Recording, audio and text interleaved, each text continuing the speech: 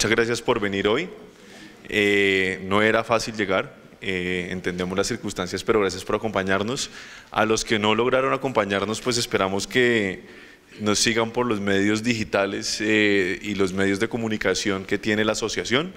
Para eso estas sesiones quedan grabadas y se dejarán unas memorias sobre el particular. Le damos un especial saludo tanto a la doctora Corcione como a la doctora Ramírez, superintendente delegada para la protección del consumidor y ex superintendente delegada para la protección del consumidor. Muchas gracias por acompañarnos a la asociación y en este espacio. También nos acompaña el doctor Jaramillo y el doctor Jekyll, dos practicantes pues que ya llevan creo que más de 20 o 25 años de experiencia, no sé si puedo decir tantos porque me miran, pero han tenido amplia experiencia en temas de consumidor y publicidad y claramente han visto la evolución de los anunciantes y de sus estrategias de un mundo análogo a un mundo digital, y sin duda alguna nos pueden brindar con la rama de la experiencia de ellos y con todo su bagaje una visión, digamos, también desde las empresas, cómo se están analizando estos fenómenos. Este fenómeno y el tema de los influenciadores es un tema que se ha venido regulando y, si no me equivoco, empezaron en la Unión Europea y en Estados Unidos con unas primeras guías, y ocurrió un caso muy particular en Estados Unidos con una serie de influenciadores muy famosos que, digamos, promocionaron un festival. El festival no terminó ocurriendo y esto ha generado todo tipo de disputas. Claramente ya en la región empezamos a tener algunas guías de influenciadores como parte de las agendas digitales que tienen algunos países. Como ustedes saben, varios países y varias jurisdicciones tienen una agenda digital de cuáles son las diferentes reformas legales que hay que hacer para efectos de adaptarse o no. Hay otra posición que indica que respecto de las tendencias digitales no deberíamos sacar regulación ad hoc, que no hay nada más peligroso o ineficiente que sacar regulación ad hoc, y otros prefieren manejarlo con las normas tradicionales, pero precisamente para eso estamos hoy, para debatirlo. Recientemente en la región, y me corregirán pues los demás presentadores, entendemos que Perú es la última país en que sacó unas guías sobre esto. En Colombia entendemos que la autoridad viene adelantando una fase preventiva, sin embargo ya está trabajando en estos temas y se publicaron las guías de otra delegatura, que es la Delegatura de Protección de Datos Personales sobre el uso de datos personales en publicidad. El Indecopi, por ejemplo, que es en Perú, lo asumió desde el punto de vista de competencia desleal, un enfoque muy desde el tema de competencia desleal. Y pues nosotros sabemos que los requisitos de rotulación y de mencionado en la publicidad no son algo nuevo. De hecho, en temas de medicamentos, en temas de alcohol, en temas de tabaco, en muchos otros, pues la publicidad ha tenido que tener ciertos requisitos, y esto va muy de la mano con recientes decisiones que se han presentado en materia de alimentos. Y yo quisiera tal vez empezar, porque yo a ellos les compartí claramente unas preguntas que vamos a tratar hoy, y sin perjuicio por supuesto que ustedes nos hagan más preguntas o intervengan en algún momento esto, porque sé que es muy importante, hay muchas dudas sobre el particular, pero sí que nos dijera cada uno de ellos en este momento, y saliendo un poquito del libreto, ¿qué es un influenciador? ¿Qué consideran que es un influenciador? ¿Cómo ven un influenciador? Desde cada la perspectiva de cada uno de ellos, un poquito para que empecemos a ambientar el debate. Entonces no sé si alguien quisiera empezar, no hay un orden predeterminado, como quieran ustedes. Tan cortés. Gracias, muchas gracias por la invitación. Un tema apasionante, sin duda. Creo que no solo lo dice la convocatoria, sino que creo que todos los que vinimos como panelistas venimos muy entusiasmados de compartir esos cuestionamientos y esas dudas que surgen con el tema, porque aquí lo claro es que nada está claro, por lo menos en la región. Y de pronto, para ir al punto de la pregunta, yo casi que me atrevería a decir que, así como utilizamos siempre la fórmula de que consumidores somos todos, influenciadores podemos ser todos. O sea, hoy en día influenciador podemos ser cualquiera de nosotros a través de una red social.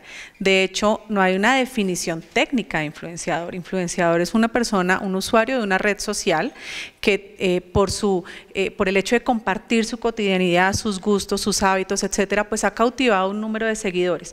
Pero influenciador puedo ser yo en Instagram con mis pocos 50 seguidores, como la doctora María Carolina, que ya debe ir como por los 800 seguidores, y ni hablar en otras redes sociales. Entonces, creo que cualquiera de nosotros tiene la capacidad de influir en los seguidores que nos acompañan en las redes, una decisión de consumo a través de una recomendación. Entonces creo que por ahí hay que partir, que la reglamentación no es para quienes tengan más de tantos seguidores o que sean solo celebrities. Influenciador hoy en día de una decisión de consumo podemos ser cualquiera de nosotros. No sé.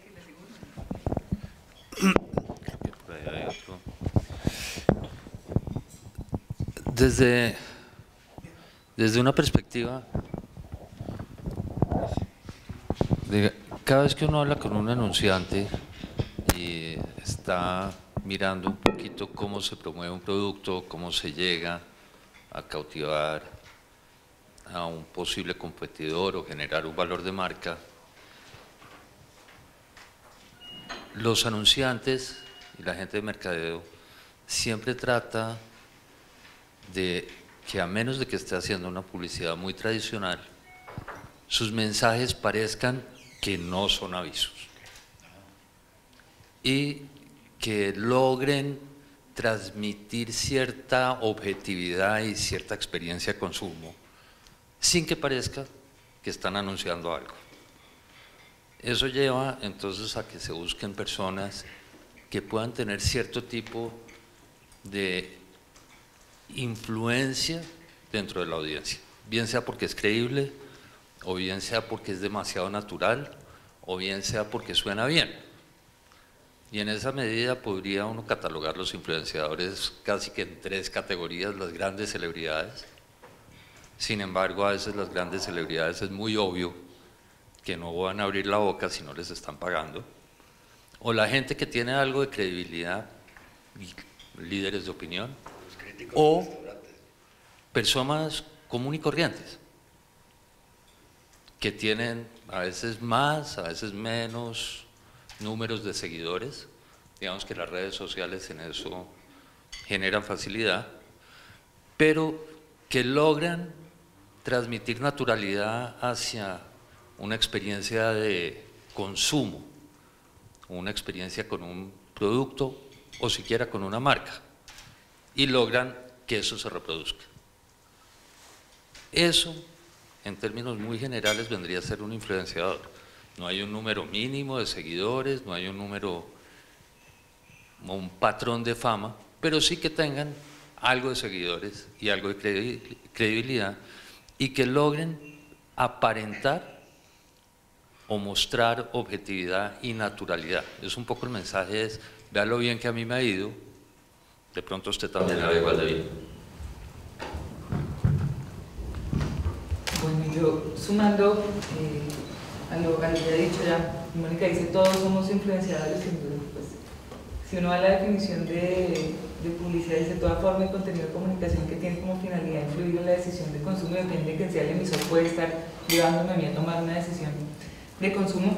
Pero creo que lo que marca el auge de los influenciadores es ese aspecto aspiracional del receptor del mensaje. Yo quiero ser como el que estoy viendo, como un anhelo de imitarlo, de parecerme a él, de casi que la palabra seguidor viene de ahí. Yo quiero ser como esa persona que está mandando el mensaje. De ahí que todo lo que él me diga yo, no como un consumidor torpe, sino como un consumidor que sigue las tendencias o el comportamiento, la forma de vida de una persona que admira, pues fácilmente puede replicar. De ahí, digamos, la importancia de estas figuras que empiezan a comunicar estilos de vida, formas de vestir, porque generan en un público a través de las redes sociales aspiracional, un anhelo de ser como esa persona. Bueno, buenas noches. No, muchas gracias por la invitación. Bueno, yo, pues primero que todo, yo creo que yo soy el menos indicado para hablar de quién es un influenciador, porque yo realmente no estoy ni en Twitter, no tengo Facebook, no tengo nada. Yo, el acercamiento mío como consumidor es básicamente a través de mis hijos, que los veo ahí viendo que Minecraft, que yo no sé qué, entonces ven a unos señores gritones que me desesperan, pero supongo que, y por lo que veo digamos, en los análisis que han hecho en algunas autoridades o decisiones, pues yo sí creo que un requisito para ser un influenciador sí debe ser como no sé, una cantidad de seguidores. O pues no puede ser objetivo, pues no puede ser un número específico, pero sí debe haber algún requisito de que tenga la capacidad de llegar a un determinado número de consumidores para poder catalogar eso como algún mensaje que se pueda regular, digamos, por el tema publicitario o por las normas de protección al consumidor. Pienso yo. Sí, digamos, un poquito, no, o sí, para un poquito de debate.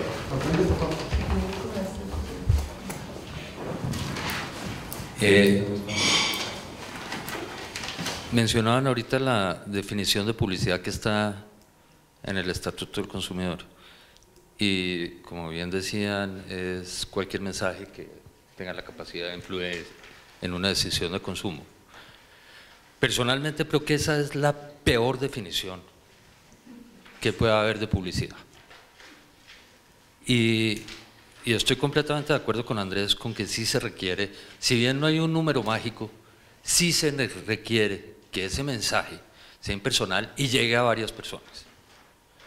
Es decir, una definición que dice cualquier cosa que pueda influir es una definición que rompe las reglas de la definición porque va mucho más allá del definido. Pero no solo eso, sino que ahí podría caber cualquier cosa. Y si uno, y creo que uno debería un poquito echar atrás y volver a lo básico, cuando uno piensa en publicidad es un mensaje que quiere dar a conocer una marca o generar un valor de marca o generar una atracción hacia un producto o una venta impersonal, y ahí se diferencia de los correos directos, por ejemplo, y pago. Y ese es un elemento fundamental de la publicidad, es que no es gratuita. Lo otro podrán ser relaciones públicas, podrá ser cualquier otra cosa, pero no entra dentro de una noción de publicidad. Y ahí, volviendo nuevamente a lo básico, lo relevante sí es que haya esos, por lo menos esos dos elementos, no cualquier mensajito que ve cualquier persona. Y no es cualquier mensaje que tenga la capacidad de influir. Y creo que ahí entra en un punto y es que todos podemos estar hablando, pero eso nos convierte en publicidad o en influenciadores, de pronto en opinadores. Pero no creo que nos convierta en influenciadores y en todo caso no para efectos comerciales. Y creo que estoy muy de acuerdo, sobre todo con su frase final, porque yo sí creo que podríamos hablar de que el concepto de influenciador no está atado a un número de seguidores. Por eso les decía, yo sí creo que todos podemos influir en nuestro pequeño micromundo de seguidores en una decisión de consumo. El punto no es ese, el punto creo yo que es si la comunicación, el post, la publicación que está haciendo el usuario de la red social es una comunicación que tiene ese componente de pago que usted menciona que es importantísimo para hablar de comunicación comercial, pero también de otro criterio que también internacionalmente ha sido como el aceptado para definir si estamos o no frente a una comunicación comercial, además del pago, que es que haya algún tipo de control por parte de un anunciante en esa comunicación. Y si se presentan esos dos factores, no uno, los dos, es decir, el anunciante de alguna manera controla lo que el opinador, si se quiere, el usuario de la red social va a decir, y adicionalmente hay algún tipo de contraprestación, de beneficio, de incentivo para que lo diga, ahí podemos empezar a hablar de comunicación comercial estrictamente.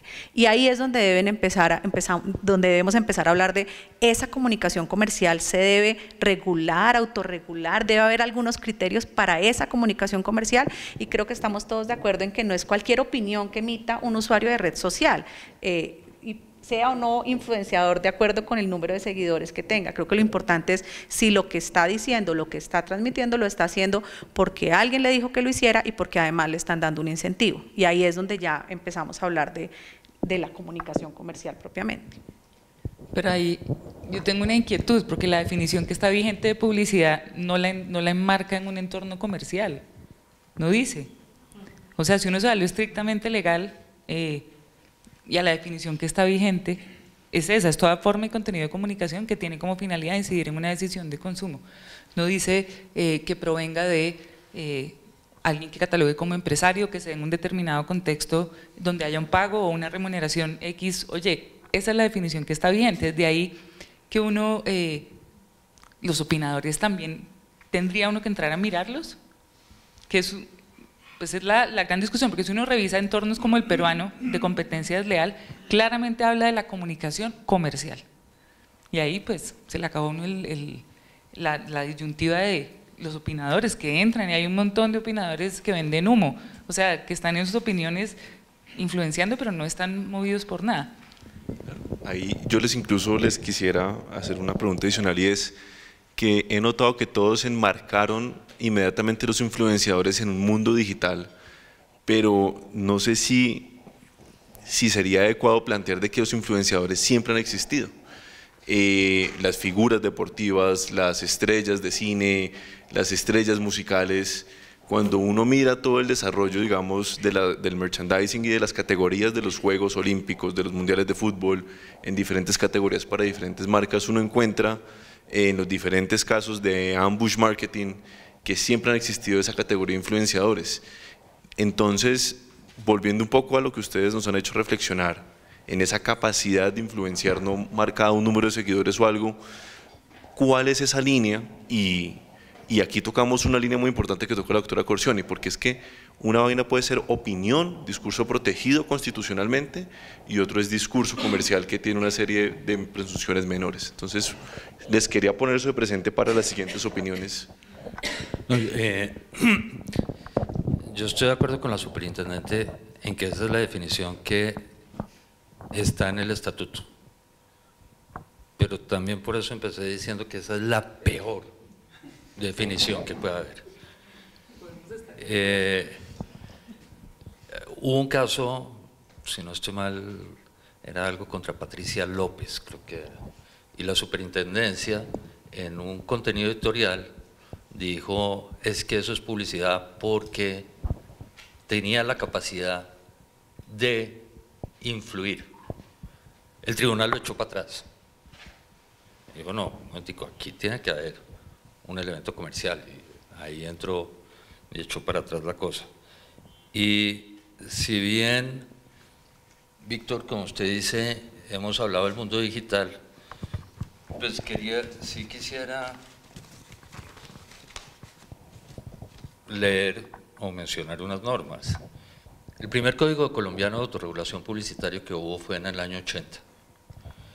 Y en el artículo 16 de ese código decía, frente al principio de honestidad, el anuncio debe ser realizado en forma que no implique abuso de la confianza del consumidor ni explotación de su falta de conocimiento o de experiencia.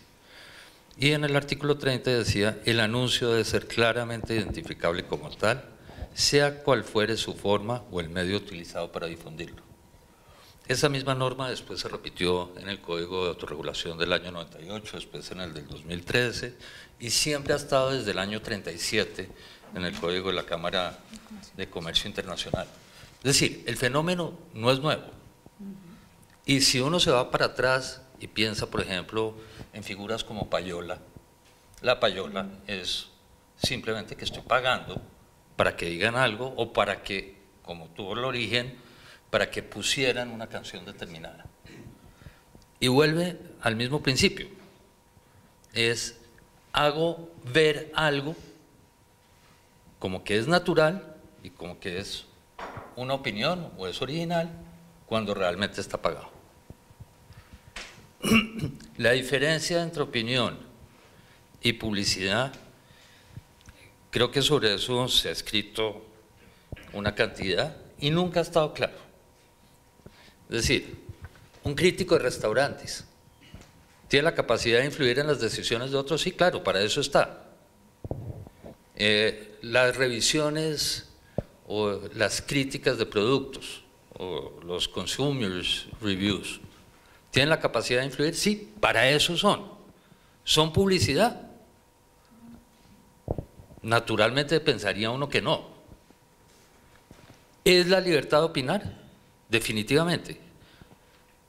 Entonces, Yo creo que el punto está en la genuinidad que haya frente a aquello que se está opinando o no. No, yo creo que hay otra cosa también, era que el Estatuto de Protección al Consumidor, no, el Estatuto de Protección al Consumidor también habla de información, distinguiéndolo de publicidad, y termina uno en el dilema de, venga, entonces me pueden sancionar, no porque fue publicidad engañosa, sino porque fue una información que no estaba completa, pues, con todos los requisitos que trae la ley 1480. Me parece pues bastante complicado, y yo creo que, como estaban diciendo, yo sí creo que tiene que tener siempre una finalidad comercial, y eso tiene, y para ver si es una finalidad comercial, pues primero es ver si la persona le están pagando por eso, le están patrocinando, de alguna forma está recibiendo algún tipo de remuneración, y también pues, ¿por qué lo escogieron? Pues no lo escogieron para pagarle por eso, porque no llegaba a nadie, sino porque evidentemente tenía capacidad de llegar a un determinado público.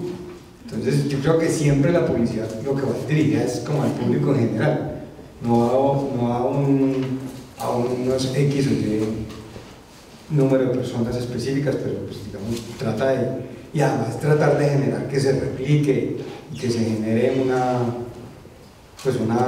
un efecto masivo, digamos. Eso es lo que yo creo que es la publicidad. Y cuando no es opinión, como dice Jorge, pues creo que una opinión es simplemente algo que usted lo dice porque usted lo cree, sin que nadie le esté solicitando que lo diga, o le esté pagando por decirlo, o patrocinándolo para que lo diga.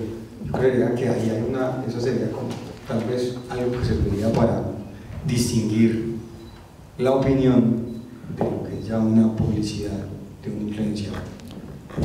Yo estoy de acuerdo con Andrés, perdón, antes de esto, estoy de acuerdo con Andrés en que tiene que haber un criterio como estos que permita identificar cuando estamos frente a una opinión, aunque esa opinión pueda generar una influencia en una decisión de consumo, y que debe respetarse de acuerdo con estos criterios constitucionales, la libertad de expresión, etcétera. Pero vuelvo nuevamente al tema de cuáles deben ser esos criterios que nos dan la línea para decir dónde estamos hablando de una opinión y dónde estamos hablando de una comunicación que tiene un contenido comercial o un propósito comercial. Y creo que la línea vuelven a ser esos criterios que había mencionado de alguna forma de control por parte del anunciante y el pago.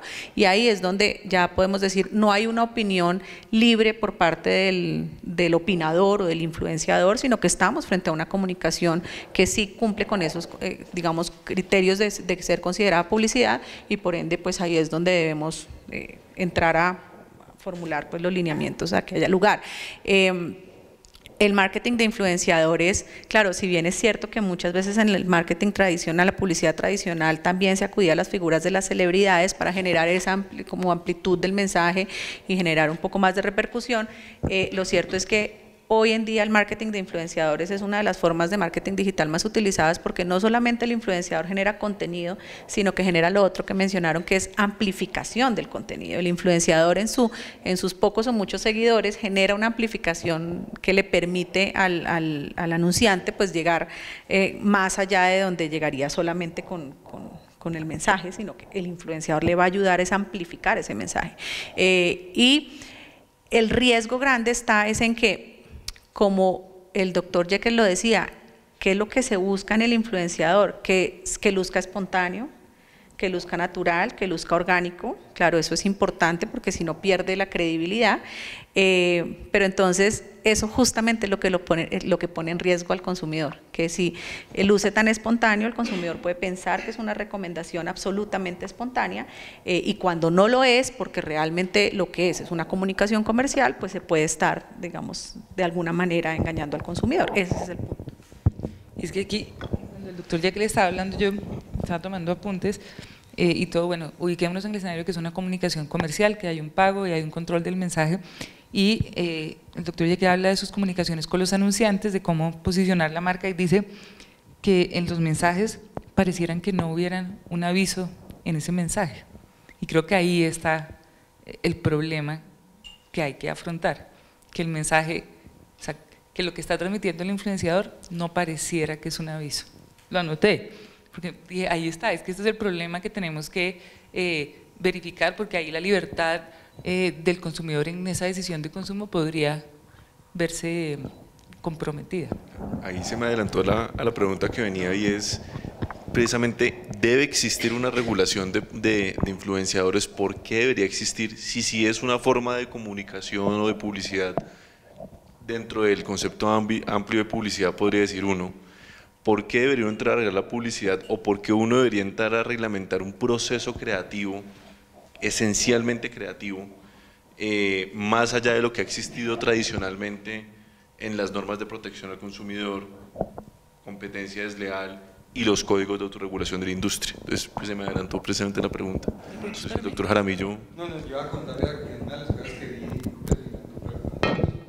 fue que en Alemania, en una entrevista, lo que estaba diciendo, pues ahorita Víctor, en el sentido de que influenciador no es el que, pues no es un tema simplemente digital. En una entrevista que sale en un periódico, entiendo, el señor habla y explica, él es un veterinario, y explica que uno de los problemas que tenía la zona donde estaba era que las clínicas veterinarias no estaban atendiendo 24 horas, salvo tal clínica. Y entonces lo mandaron, pues, lo que por competencia desleal, que por violar las normas de la ética de la profesión de veterinario al estar dando publicidad y estar sugiriendo a dónde ir. Y finalmente, digamos que el Tribunal de Justicia, pues, dijo que esa decisión alemana de haberlo condenado era contraria a las normas de libertad de expresión, que el señor simplemente estaba comunicando qué era lo que había sucedido, o pues una característica de una determinada clínica frente a las demás. Era algo plenamente, pues, digamos que objetivo, pero inclusive yo creo que con las normas que existen claramente también se defiende como publicidad. No es engañoso, está diciendo la verdad. Sí, la única clínica que abre 24 horas es tal. Entonces, el tema de si regulo o no regulo, a mí siempre el tema de regular específicamente y de entrar a expedir normas específicas para un sector y que la saquen y la expida una autoridad administrativa, se los digo, me da temor. ¿Y por qué? Porque termina a través de regulación creándose conductas sancionables, que a mí me parece que las conductas, pues, digamos que en mi teoría de derecho lo que yo tengo en la cabeza es, pues, las conductas sancionables, hay un principio de legalidad y de tipicidad que las debe crear es el legislador, y no un ente administrativo que posteriormente es el que la va a aplicar. Entonces es bastante, pues, se vuelve muy complejo usted defenderse ante una autoridad de algo cuando, no, para mí, no sé, pues me imagino que todo el mundo lo que va a tratar de decir, siempre explique o adviértale al consumidor que esto es patrocinado o que esto realmente es publicidad y no es simplemente la opinión del señor X o Y. Entonces, a mí, entonces, si yo no puse el aviso, el señor que hizo en el momento en que le dio por hacer su comentario o su opinión y no lo advirtió, entonces termina sancionado. ¿Por qué? No porque haya una norma legal que diga que uno tiene que advertir que lo que está haciendo es publicidad, sino porque un acto administrativo resolvió decir que si usted no incluía eso, entonces está infringiendo las normas de protección al consumidor o de competencia. Entonces a mí me parece que ahí termina generando ese riesgo de crear conductas sancionables a través de actos administrativos. Pero no existen esos actos administrativos. Ni van a existir, no. A la pregunta puntual de Víctor de si esto es una opinión personal, todas las opiniones son personales, pero esta es una opinión, sí. No, exacto, entendieron lo que quería decir. Sí, no. Yo creo que con las normas que existen hoy en día, salvo pues la definición de publicidad, se intenta criticar, y la discusión eterna entre la confusión que existe entre la información y la publicidad y las condiciones objetivas de la publicidad, temas que se pueden abordar en otro escenario. Creo que con las normas que existen hoy en día frente a la protección al consumidor, frente a la publicidad engañosa, creo que es suficiente. Pero no está de más que a este grupo selecto de celebridades, personajes públicos, se les den unas pautas de cómo en ese mensaje que tiene que lucir orgánico, que no debe parecer un mensaje, de alguna u otra forma le hagan entender al consumidor que hay alguien atrás que está empujando un producto. De ahí si uno revisa lo que existe en el mundo, pues no son regulaciones con una consecuencia jurídica, con sanciones, son guías de buenas prácticas. Muchas de ellas no han salido de los gobiernos, salen de todos estos organismos de estándares, organizaciones de autorregulación. Entonces, creo que es más bien un buen comportamiento en el mercado para que sea claro que ese aviso es un aviso, pero creo que no hay que, o sea, no sé, no me puedo responsabilizar por el gobierno, pero no saldrá un decreto reglamentario de la publicidad a través de influenciadores, o no es lo que se busca en este momento.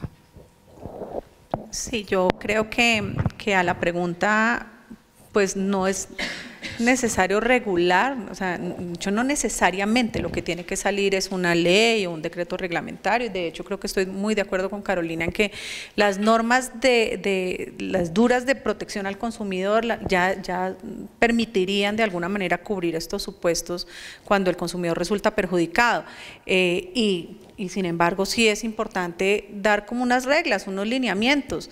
Este es un tema complejo porque, como les decía, independientemente de que la proclama, como en el caso que mencionaba Andrés, de que la proclama sea engañosa o no sea engañosa, el punto no es necesariamente si lo que se dijo es falso o es verdadero, es si la persona que lo está diciendo porque alguien de alguna manera le dio un incentivo para decirlo. Es hacer la regla clara.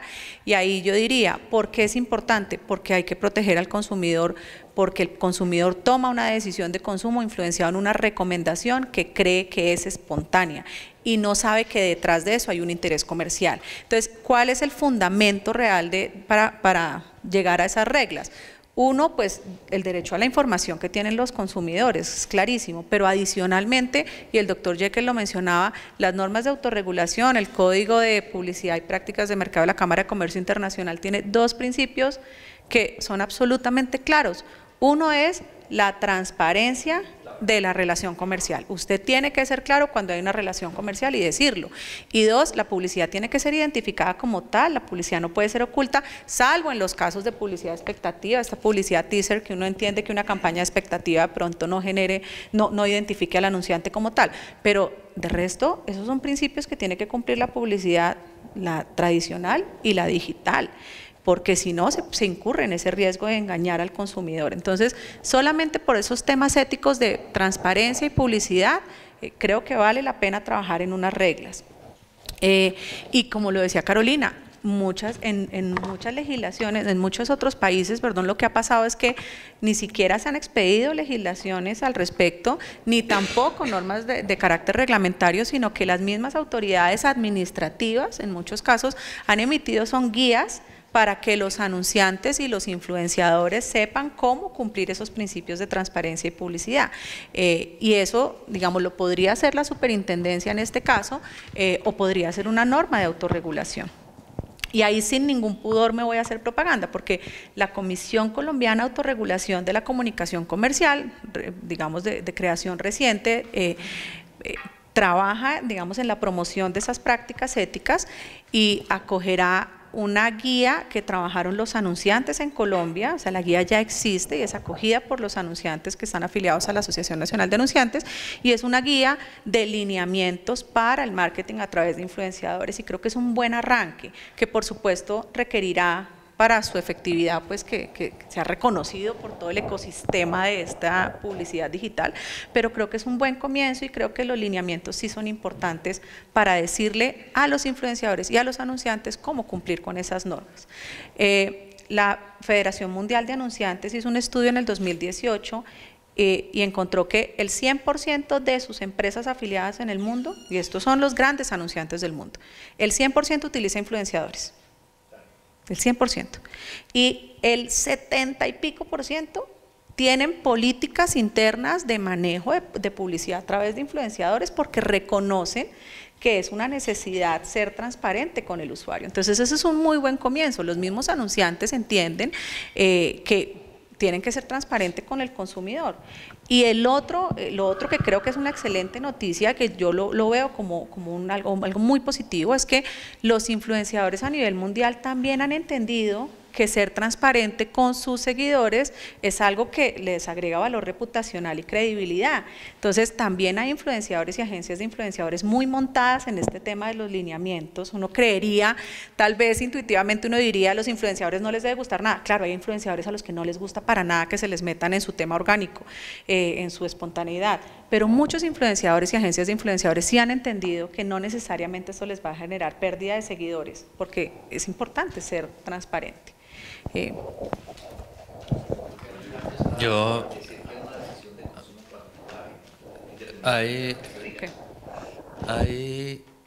creo que los influenciadores y el mensaje que transmite el influenciador, si es un mensaje comercial, es igual que cualquier otra pieza publicitaria. Y nuevamente creo que uno debería volver un poco a lo básico.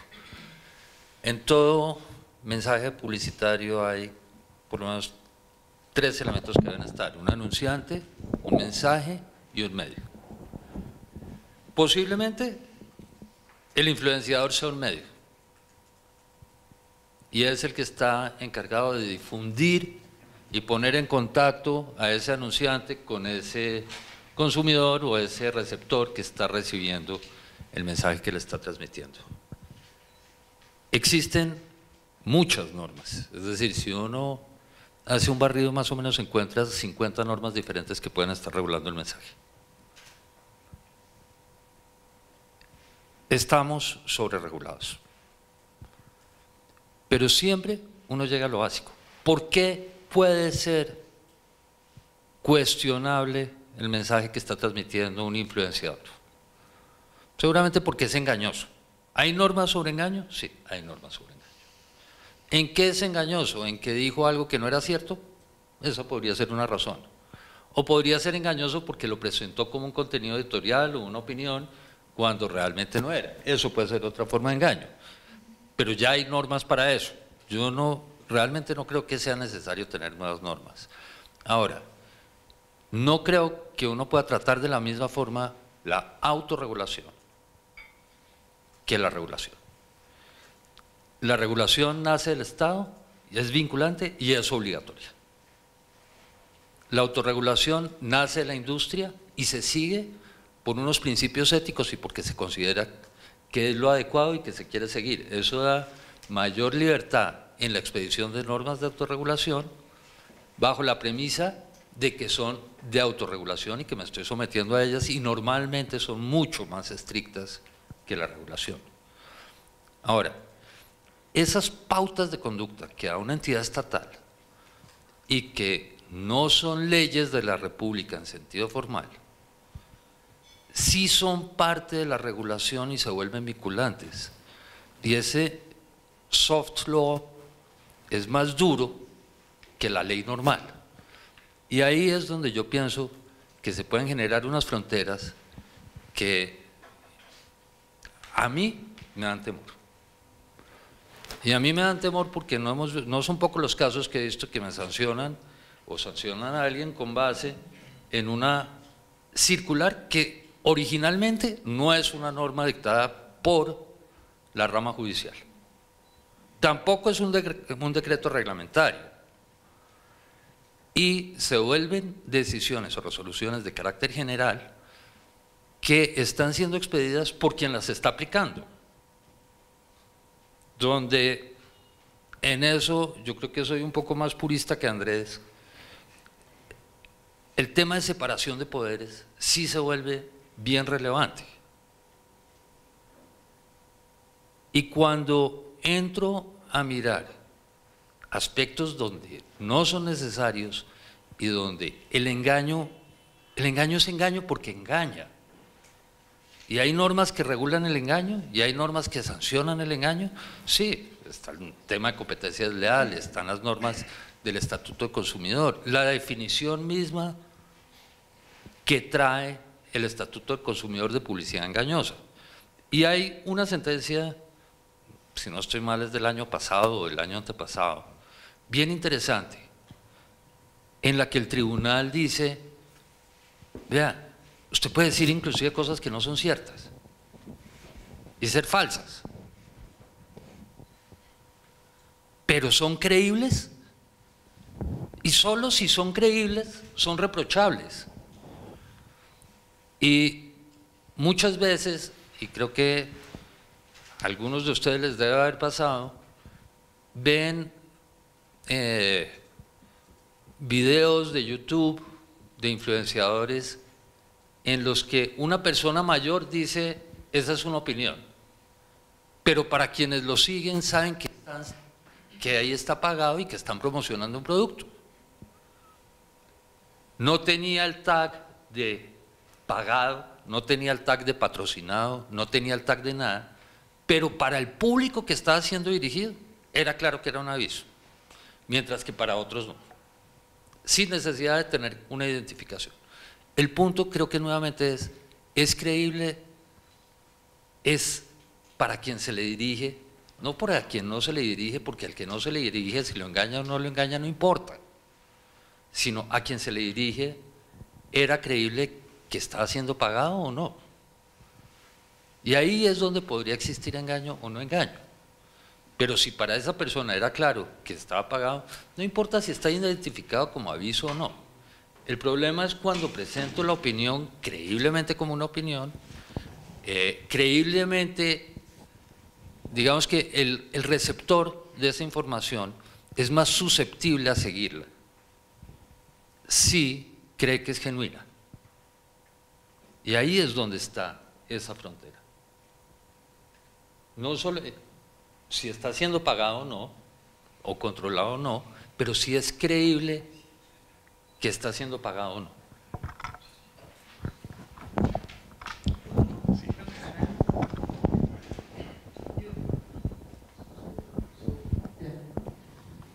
Yo tengo una pregunta, o sea, en la Delegatura para la Protección del Consumidor se expiden unas instrucciones que quedan recopiladas en la circular única y entonces tienen un tratamiento distinto. Nunca en esta delegatura se ha trabajado como una guía de buenas prácticas, nunca, históricamente no existe. Pero usted trae en su respuesta anterior, dice que esas buenas prácticas terminan siendo vinculantes y incluso su vigilancia se hace de manera más estricta. Pero existen otros ejemplos de guía ya en la superintendencia, en materia de competencia, incluso en datos personales. No conozco su aplicación, no sé si el grado de vigilancia resulte de esa manera, no sé si usted tiene experiencia con estas guías de competencia, como pidiera una luz de decir, por ahí no es el camino. Desafortunadamente, sí. Desafortunadamente sí. O sea, no se toma como una recomendación. Depende. Y explico, depende. Cuando usted lo alega son unas guías. Cuando está en la resolución era vinculante. Pero o sea, ¿hay imputaciones basadas en incumplimiento a la guía? No, peor que imputaciones, hay sanciones.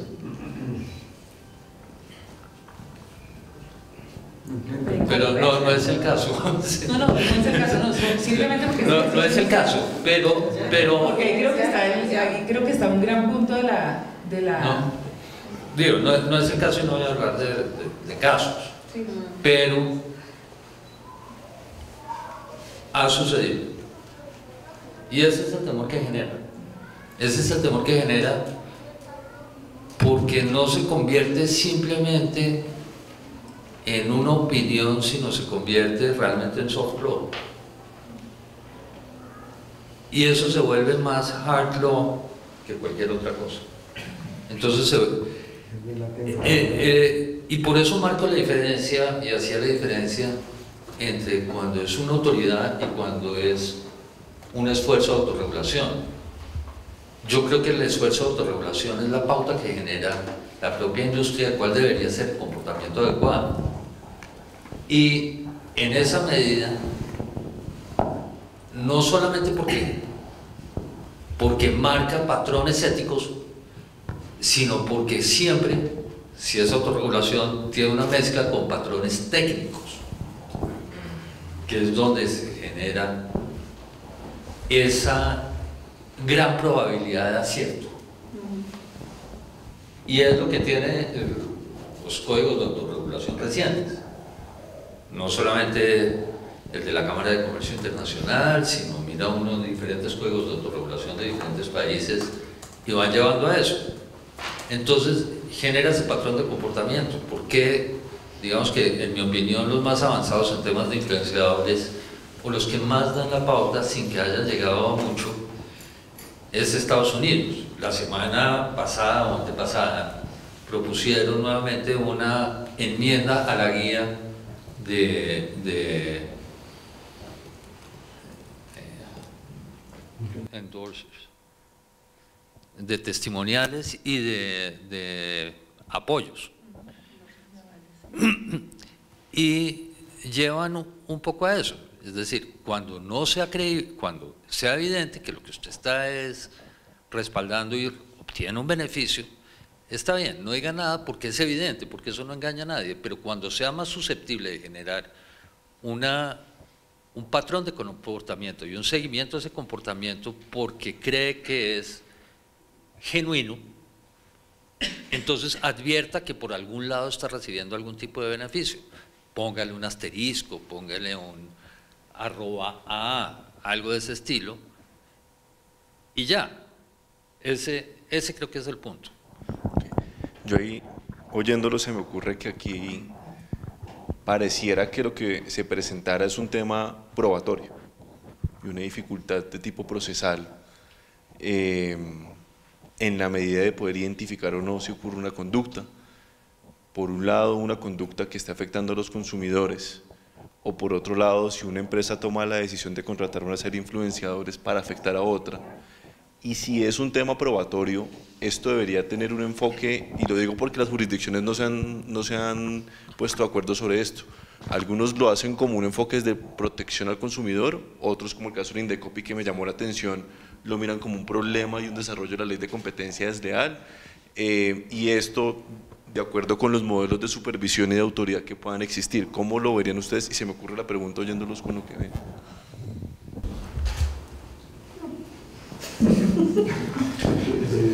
No, pero una cosa, una duda que me surgió ahorita de lo que dijo Jorge, y era el tema de que, porque si yo no digo que esto es pagado, entonces es sancionable o es engañoso. Pues primero, yo no conozco ninguna norma que diga que uno tiene que informar que lo que está diciendo es publicidad o no. Y por ejemplo, las películas, entonces yo me acuerdo que pues, unos chiquitos le decían, ay, en tal película, sí, lo que pasaría la Coca-Cola y se la estaba tomando Superman. Entonces uno, uy, qué más chévere la Coca-Cola, se la toma Superman. Entonces, pero ahí, nunca he oído que digan que, tengo que informar que esa aparición de la Coca-Cola en la película tal fue pagada. Nunca me ocurrió que haya salido una discusión, una decisión diciendo que es engañoso la publicidad que iba encubierta ahí por el hecho de que nunca se informó que era pagada.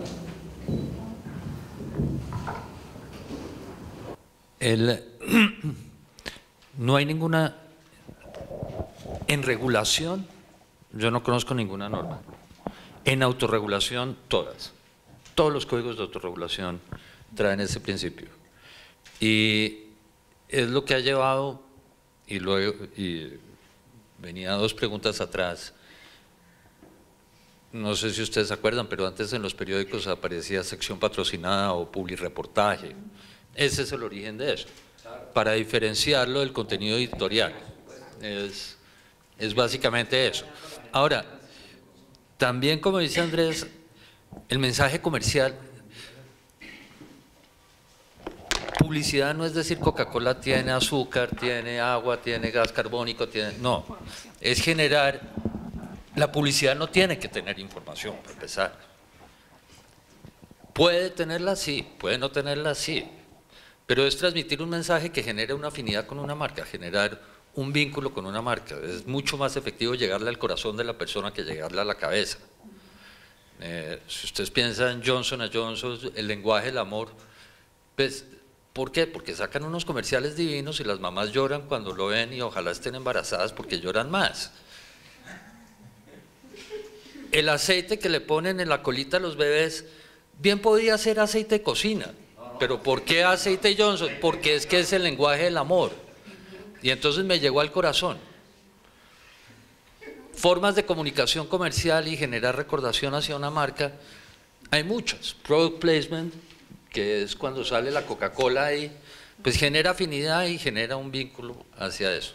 Entonces, el punto aquí es que se trata y se alaba a una marca y digamos que es una forma de diferenciarlo de ese contenido editorial. Ahora, Víctor, usted preguntaba, ¿es un tema probatorio? Sí, es un tema probatorio, pero todo el derecho es un tema probatorio, igual que cualquiera.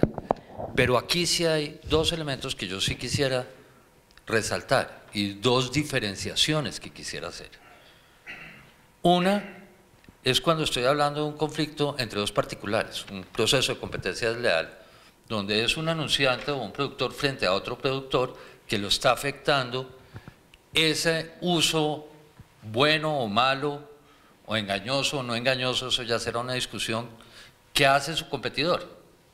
Y en ese caso, por reglas y principios generales, él tendrá que probar que eso no era una opinión genuina, sino que estaba siendo pagado y ya será su problema probarlo. Él verá cómo hace.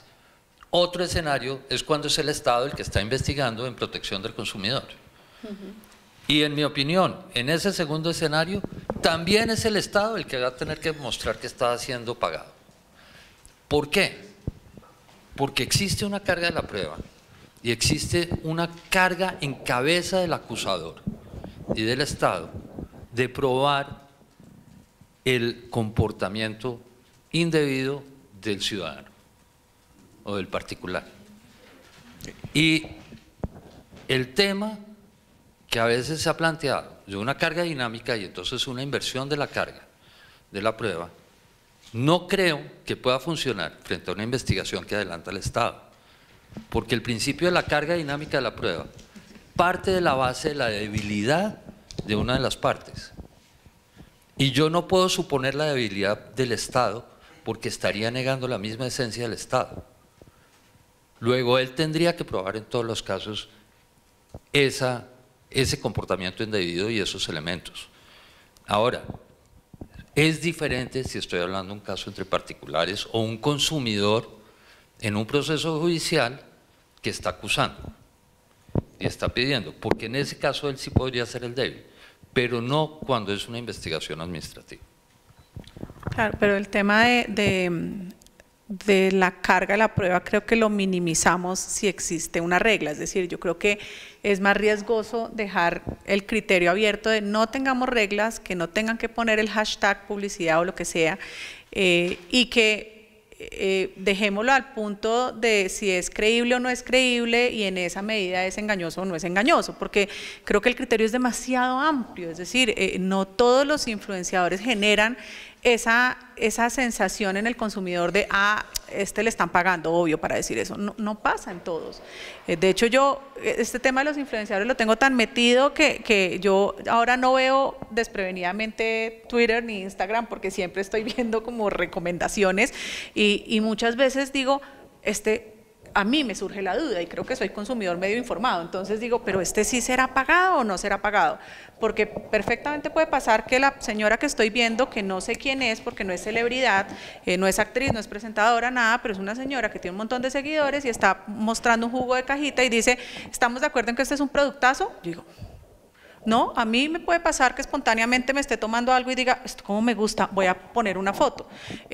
¿es pagado o no es pagado? Entonces, ese tema de ¿es creíble o no es creíble? De acuerdo con el consumidor, me parece que es un criterio muy amplio y creo que ahí es donde se vuelve más riesgoso el tema de que todo tengamos que probarlo en una investigación administrativa.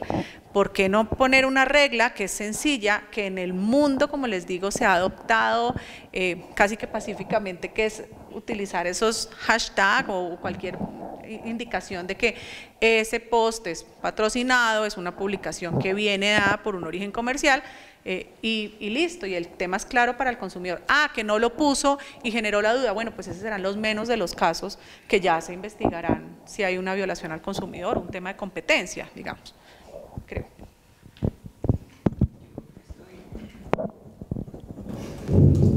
Yo estoy de acuerdo, porque dejarlo en el escenario que usted plantea, eso es en un mundo donde la madurez jurídica de quien está investigando ha llegado a un punto distinto al que tenemos hoy en día en esta materia. O sea, usted ya trabajando en derecho del consumo muchos años, pero la madurez de este tema en la autoridad no se puede hablar de una madurez todavía en este tema, dejarlo en esos escenarios tan amplios de valoración de si es creíble o no creíble, resulta hasta contraproducente para el mismo mercado, porque creo que se puede partir de estos escenarios de nada es creíble, voy a empezar a desconfiar.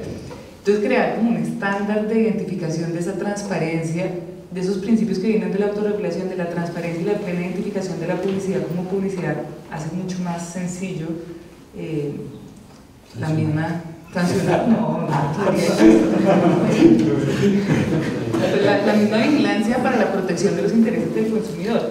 Ahora, mi pregunta es, ¿será suficiente eso que se plantea en las vías de autorregulación? ¿Es realmente para un consumidor que aparezca un numeral AP o un numeral patrocinado, le dice mucho el nombre de la marca? A lo mejor no le dice nada y es simplemente ya chulear una obligación por parte del anunciante. Ahí es donde yo me cuestiono si eso sí hace que el consumidor entienda que hay un anunciante que está pagando por ese mensaje.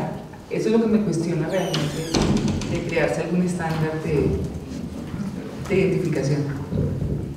No, pero yo insisto, yo lo que creo es que lo que se debe analizar es si el mensaje que es engañoso o no.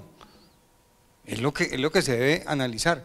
Las normas de protección al consumidor lo que deben mirar es, oiga, el señor dijo que esto era, no sé, que esta agua es la más refrescante del mundo. Entonces, allá con fundamento en las normas de protección al consumidor, mirar si lo que dijo es o no es engañoso, si era subjetivo, si era una característica objetiva y lo que estaba diciendo no era. Eso es lo que yo creo que hay que analizar. No, porque como el señor no le puso que era publicidad, pues entonces, así haya dicho toda la verdad, cumpla con todos los requisitos, no, ¿es sancionable? No puede ser. Porque ahí queda una duda de quién es el anunciante, si es él el que está dando la opinión o quién está detrás de ese mensaje. Esta es la cuestión que sí plantea. Si sale Víctor con el computador ahora diciendo, Víctor nos está vendiendo un Mac en este momento, a todos los que estamos acá, ¿sí? Y él dice que el Mac funciona perfecto, todo lo demás, y no dice que Mac le está pagando, y resulta que alguien se siente engañado, que Víctor es el anunciante. No importa, pero es que no importa, si lo que me está diciendo Víctor para convencerme de que le compre el Mac es cierto, ¿qué tiene de malo? No le veo ningún problema, o sea, no infringe ninguna norma de protección al consumidor. Pero ese es el escenario ideal, si no infringe nada, no pasa nada, el punto es cuando alguien se siente engañado.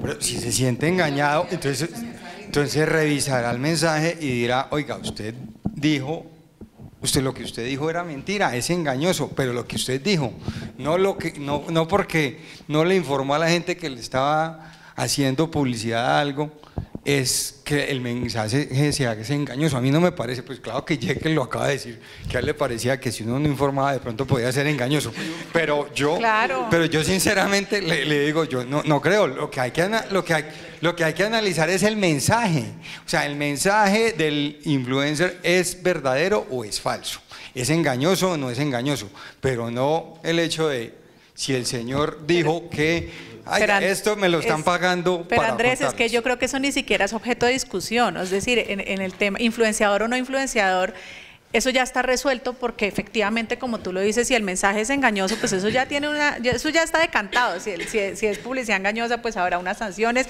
y hay una ley que establece cuándo se considera engañoso, no, etcétera. Eso, el punto no es si el mensaje es engañoso o no es engañoso, es ir un paso atrás, es los influenciadores están dando un mensaje que parece espontáneo, que parece orgánico, que parece una recomendación, digamos, orgánica, que no es pagada, y el punto es cuando esa recomendación se da y los seguidores que creen, confían en esa persona, lo siguen, es aspiracional posiblemente, deciden acoger esa recomendación, pues influye en su decisión de consumo.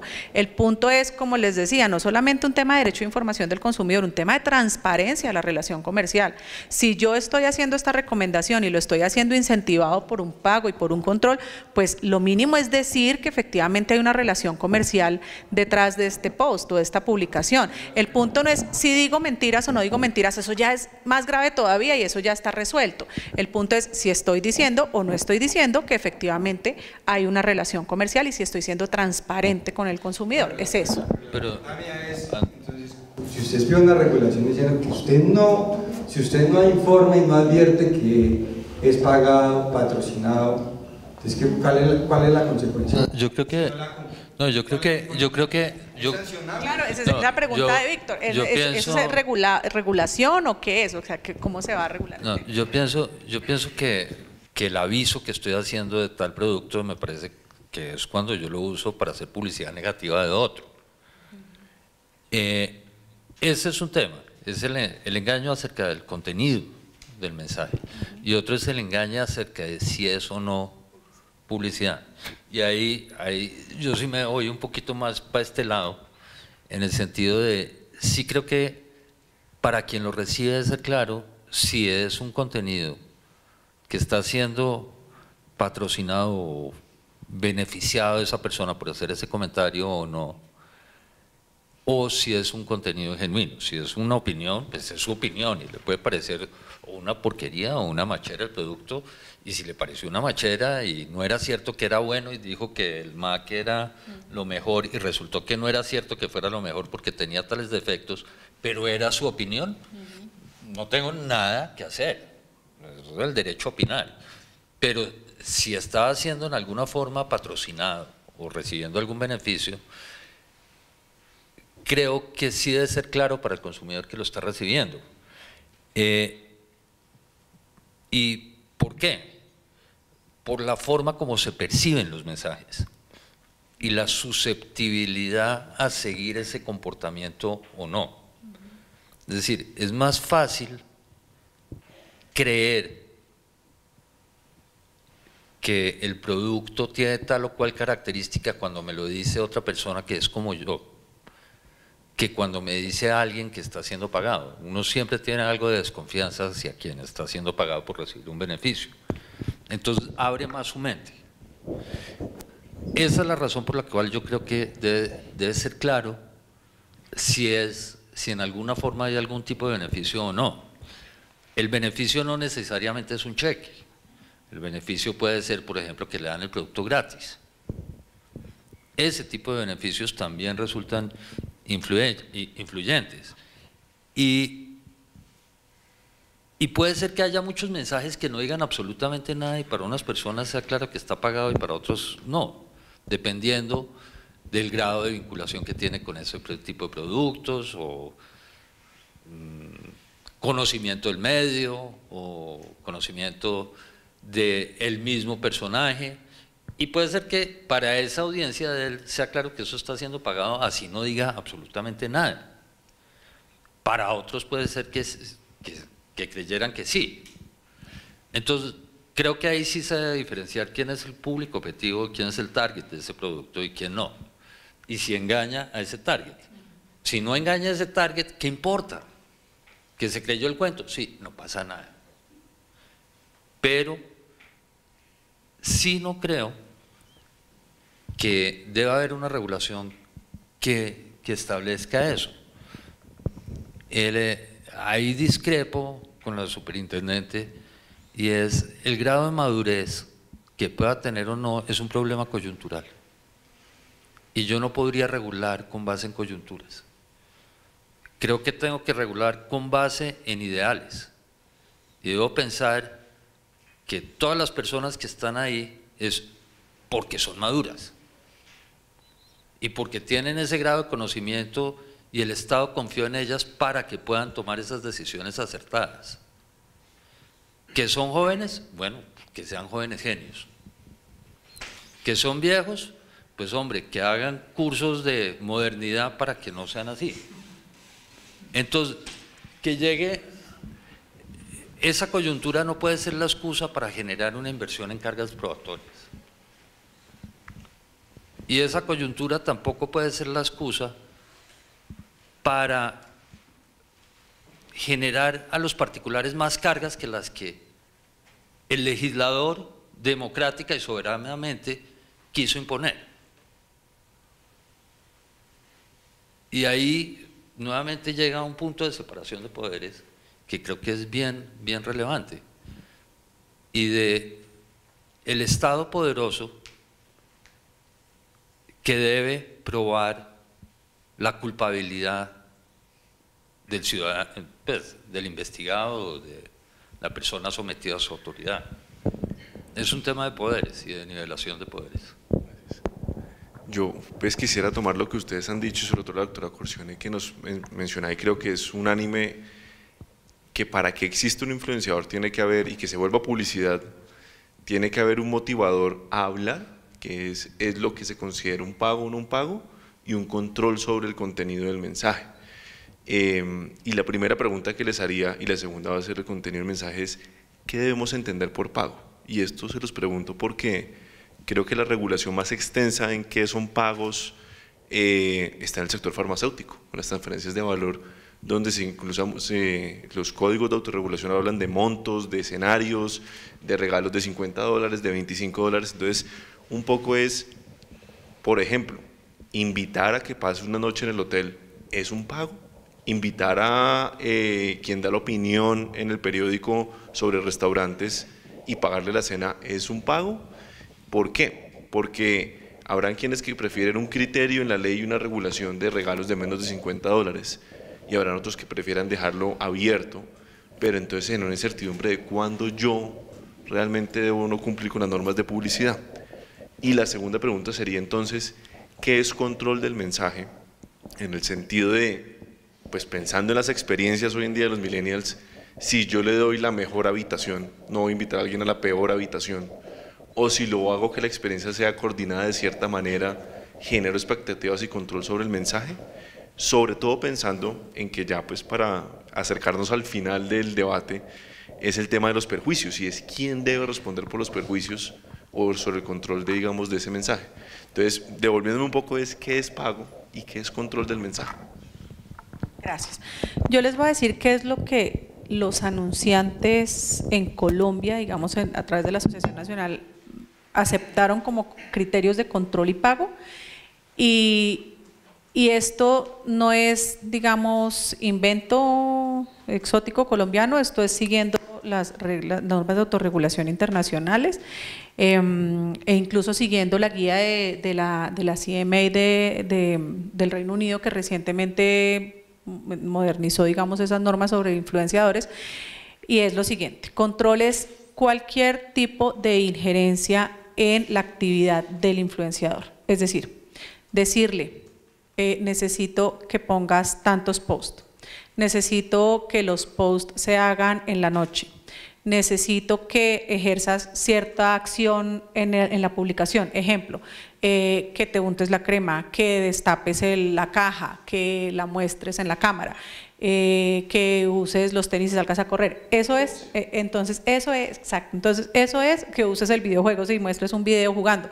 Eso es control, decirle qué es lo que quiero en la publicación, o cuántas veces lo quiero, o cómo lo quiero, cualquier tipo de instrucción de esas. Por supuesto, ni que hablar que control es cuando ya le digo me tienes que mandar antes el post o yo te mando el contenido, pues eso ya es indiscutible que es control. Eso es control. ¿Y por qué? Porque me estoy metiendo en el contenido editorial. Pero les decía, el otro criterio que tiene que existir es el pago, y el pago también se ha aceptado a nivel internacional, incluso los mismos influencers lo han entendido así, pago es cualquier incentivo, cualquier compensación. Y la compensación puede venir dada en dinero directamente o a través de la agencia de publicidad o la agencia de influencers o la agencia de medios que lo contrate. O puede ser cualquier beneficio en especie. Entradas a un concierto, te pago el Estéreo Picnic, te pago hotel, te pago la entrada a un concierto. Ese tipo de beneficios también se entienden como contraprestación. Entonces, si se fijan, es realmente, y como el doctor lo anunciaba, como el doctor Jekyll lo decía, estas normas son súper estrictas, realmente a nivel de autorregulación se han impuesto estándares muy altos, pero esto es lo que internacionalmente, digamos, los organismos de autorregulación, la misma OSD en sus recomendaciones también ha hablado de esto, FTC también, bueno, digamos que no solamente a nivel de autorregulación, sino también muchas autoridades de consumidor que han entrado a generar guías hablan de ese tipo de control y de ese tipo de pago. Quería hacer una presentación de la madurez, no era de los funcionarios, eso se ha descontado que no somos tan maduros, la madurez en el desarrollo de los temas decisiones. No somos tan maduros, no soy maduro. Y me refería, porque pensando que de pronto se iba a entender que éramos maduros, no la madurez en cómo se abordan o se desarrollan jurídicamente los temas.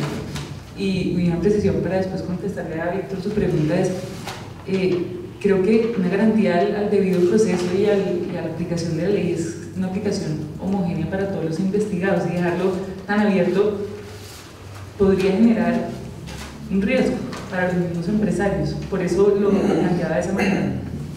Y ahora, para contestarle a Víctor, ¿qué es remuneración y qué es control? Pues yo no lo tengo claro, pero sí tengo claro una cosa, que ¿quién responde ante los daños causados al consumidor? Pues ahí la norma sí existe en el Estatuto del Consumidor, y el doctor Jekyll decía al comienzo, decía, visto de esta manera la estructura del mensaje publicitario a través de influenciador, el influenciador es un medio. Entonces ahí viene mi interpretación, sí, yo tomo al influenciador como un medio de comunicación, él únicamente responderá en unos escenarios muy puntuales que trae el Estatuto del Consumidor, y ante el engaño llama al anunciante. ¿Sí? O sea, esa regla sí, si se tiene esa claridad absoluta, claro, pero para llegar a esa claridad tengo que entender qué es control, qué es remuneración, tengo que traer la transparencia del mensaje, la identificación del mensaje, pero visto de esa manera, tendría que ser un influenciador muy responsable para que no terminara ni siquiera en sede administrativa, en sede judicial. Yo llamaría al anunciante, a quien está emitiendo el mensaje a través de esa figura que empleó.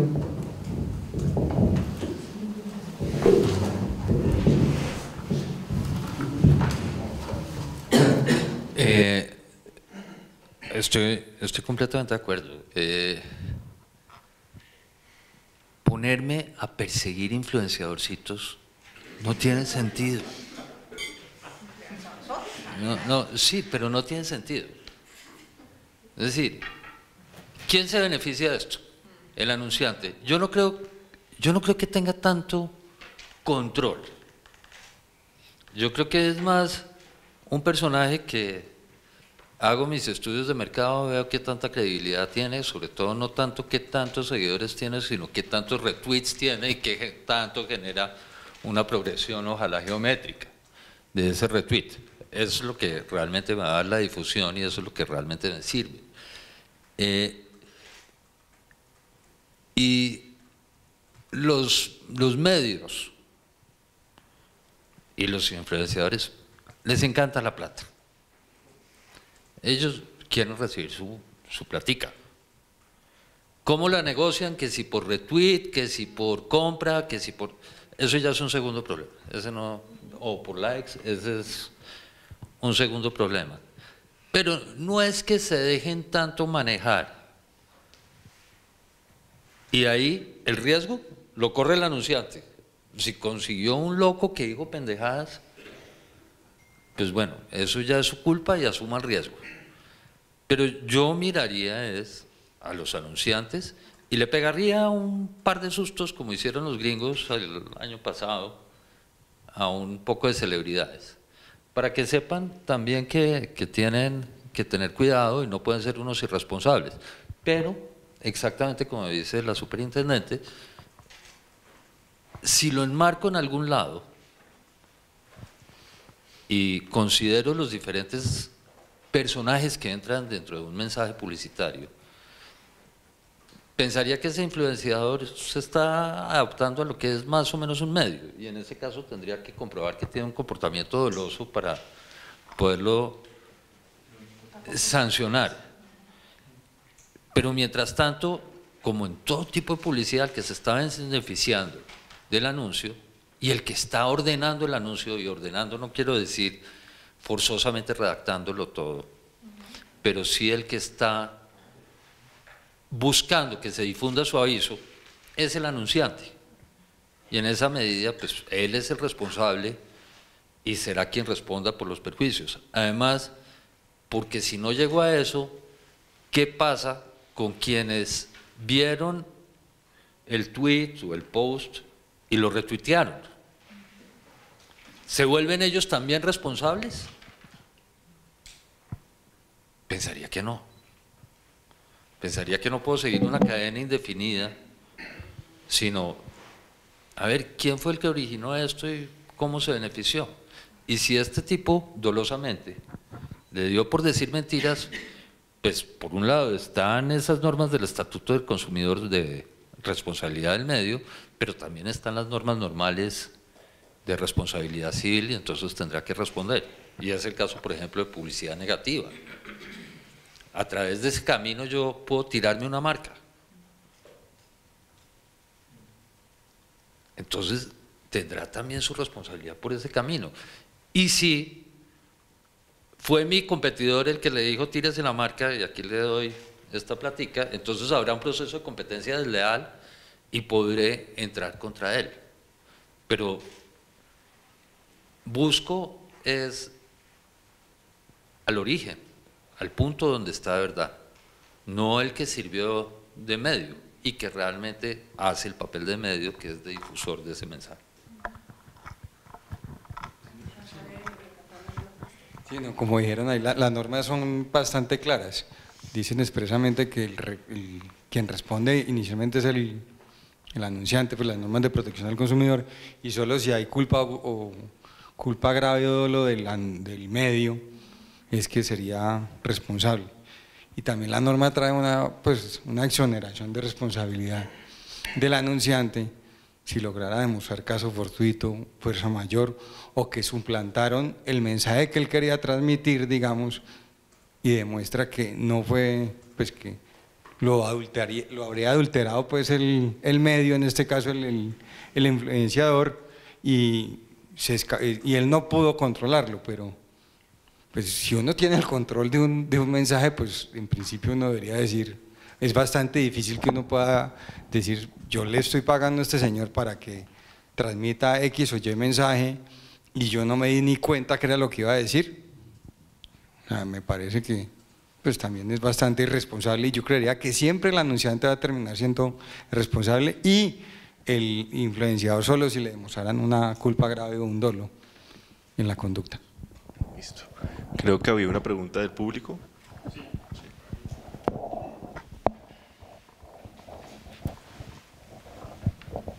Hola, buenas noches. Yo soy un asiduo usuario de YouTube, pero no sé mucho ni derecho del consumidor ni de influencers. Ahora, mi esposa es youtuber, entonces lo poco que sé es por ahí. Tengo un comentario que se desprende como en una serie de casos específicos para que consideren. Mi comentario es que viendo YouTube yo veo que hay un universo de videos de gente que quiere influenciar a las personas en ámbitos que trascienden lo comercial. Y lo que me preocupa de la regulación, tanto autorregulación como regulación impuesta por un Estado, lo que me preocupa de lo que ustedes están discutiendo es que no tienen en cuenta ese universo de cosas grandísimas. Les voy a dar un ejemplo. Gente que hace videoensayos sobre el machismo y el racismo de las películas de Walt Disney. Los cuervos en Dumbo son los personajes abiertamente racistas. Si Andrés Palacios hace un videoensayo diciendo, miren, las películas de Disney son tremendamente racistas, miren los cuervos de Dumbo. O si Andrés Palacios hace un ensayo diciendo, miren La Bella y la Bestia, cómo al final la Bella, que quiere ser liberada, termina siendo rescatada por un tipo que vive autista en un palacio y que es la bestia, eso es machismo. eso caería dentro de las nociones que ustedes tienen de control, por lo siguiente. Puede que Walt Disney llegue y le diga a YouTube, hey YouTube, Andrés Palacios en estos videos que está presentando está usando imágenes de mi propiedad. Y entonces de esa manera YouTube me dice, Andrés Palacios, usted no puede usar imágenes de propiedad de un tercero sin su autorización, me meto en su contenido. Pero además, también pueden decir, Andrés Palacios, usted con esto, pues claramente quiere tener un beneficio.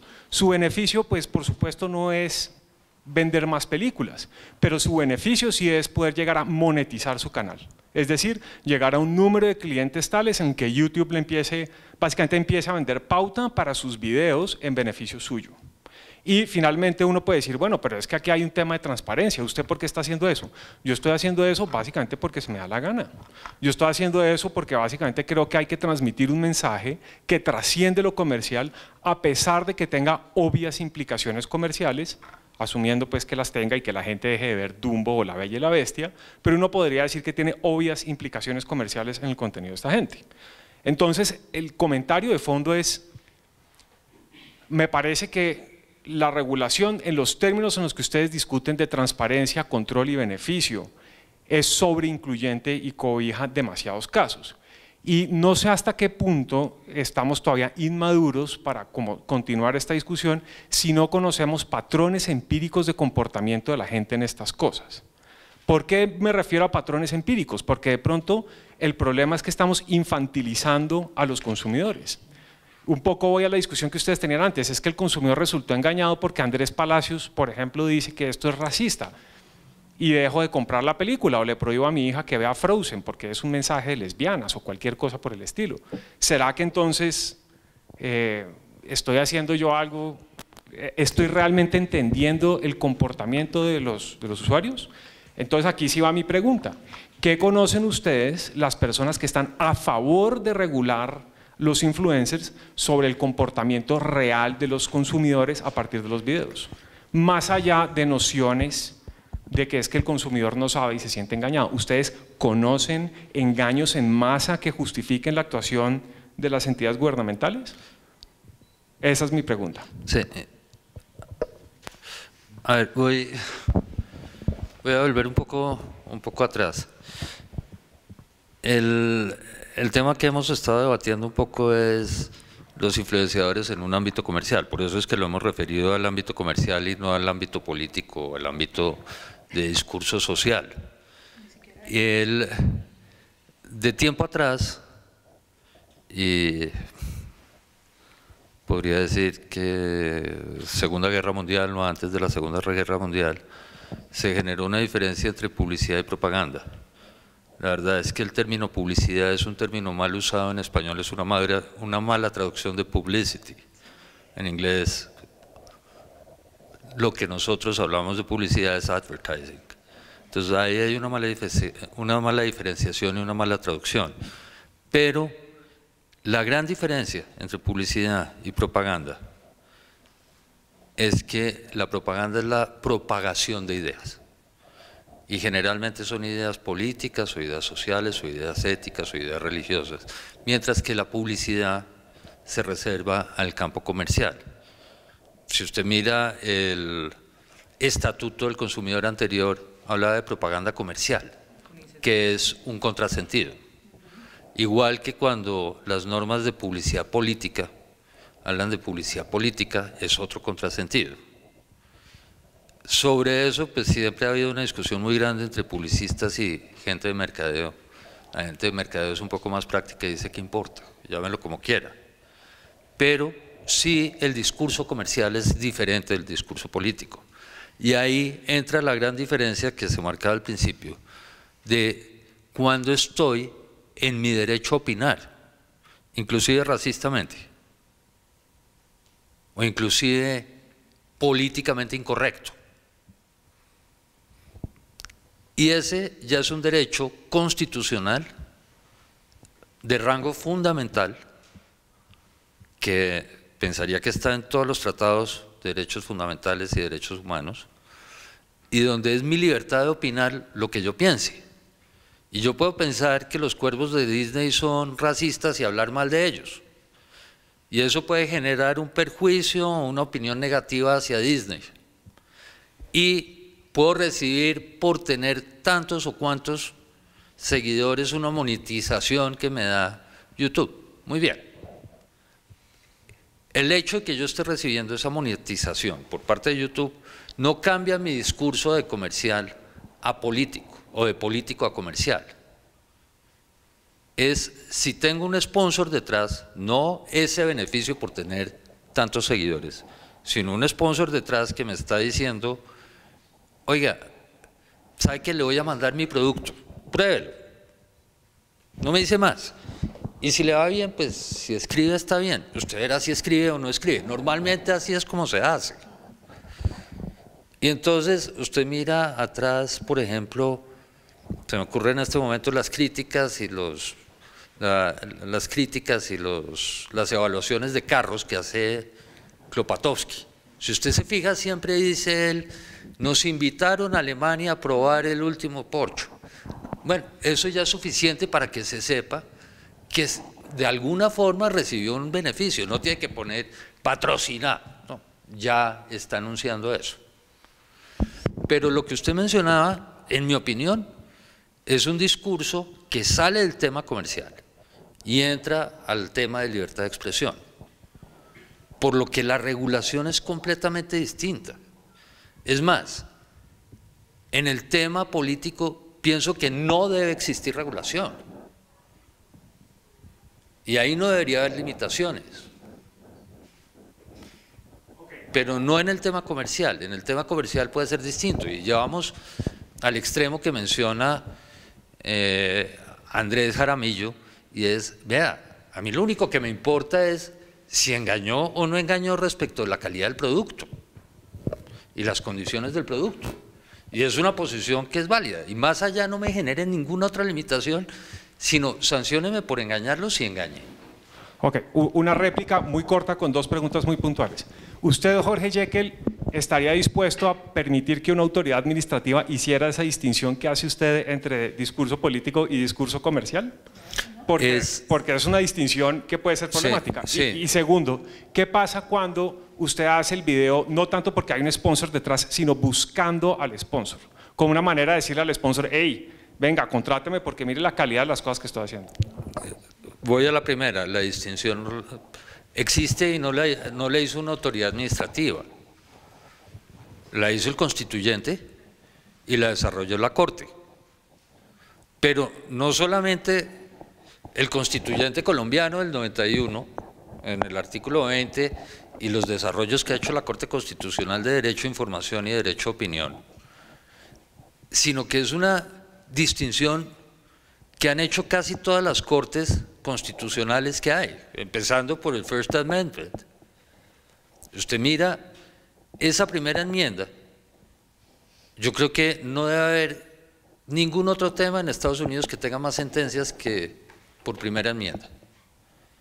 Y es esa misma distinción, y la han hecho con tabaco, la han hecho con limitaciones al alcohol, y siempre diferencian entre ese discurso comercial y ese discurso ideológico, no es solo político, sino es ético, religioso, político, es ese sentimiento personal. Y está en la mayoría, o por lo menos en todos los convenios y tratados de derechos fundamentales que conozco. Y usted mira también sentencias de la Corte Interamericana, también lo tiene. Más hacia la protección del discurso político, que es lo que creo yo que se debe proteger y creo que no se debe regular en ninguna forma, sino se debe mantener. Entonces, esa diferenciación está. Y la segunda pregunta, si yo hago ese tipo de mensajes para hacerme notorio y que me busquen los anunciantes,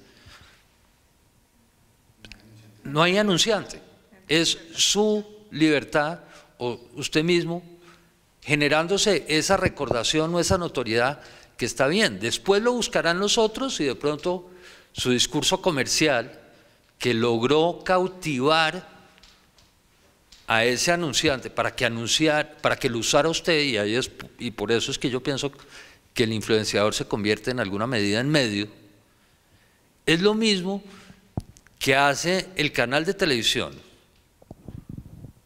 cuando busca generar rating. A mí me pagan más por cada punto de rating que yo logre crear en mi programa. Y si usted mira, si usted prende la televisión a las 2 de la mañana, seguramente hay algo. Y seguramente lo único que habrá es autopauta, si es que hay. Pero si usted lo mira a las 8 de la noche, o en horarios AAA o en Prime, va a ver que tiene muchos más anuncios. ¿Por qué? Porque se hace más visible. Y es el mismo concepto de visibilidad, es el mismo concepto de tiraje que tienen los medios impresos, y es hacerse más notorio para que me usen más y yo recibir mayor dinero por eso. Pero hasta ahí yo no he anunciado nada. ¿Me explico?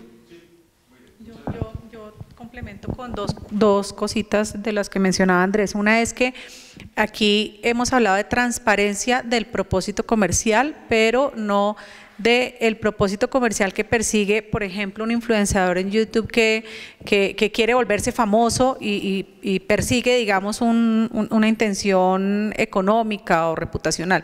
Es propósito comercial de una relación que existe con un anunciante. Por eso, cuando mencionábamos esos principios de transparencia, decíamos, eso va muy unido al otro principio, que es que la publicidad debe ser anunciada como publicidad, debe ser identificada como publicidad. Entonces, siempre hay un propósito comercial porque es comunicación comercial. Y lo otro es sobre la duda que tenías de economía del comportamiento del consumidor. Sí, esto no solo responde como a un interés vago de decir, por si acaso protejamos al consumidor y respetemos el derecho a la información y los principios de transparencia. Esto sí responde a una necesidad basada también en estudios de comportamiento del consumidor. Y por si te interesa, te recomiendo un paper de economía digital de la OSD que habla de cómo mejorar estos disclosures que se hacen online basados en esos análisis de insights de comportamiento, que es interesante. No. Pero ¿por qué crees que el consumidor colombiano sería diferente a otro consumidor internacional? Es decir, el punto es, todos los consumidores merecemos transparencia en de ese propósito comercial y que nos digan cuándo estamos frente a una publicidad. Yo creo que ahí, digamos que entrar a decir, para eso tenemos que hacer primero el estudio y decir si efectivamente el consumidor en Colombia es más astuto o menos astuto que el otro consumidor de afuera, pues no creo que sea necesario.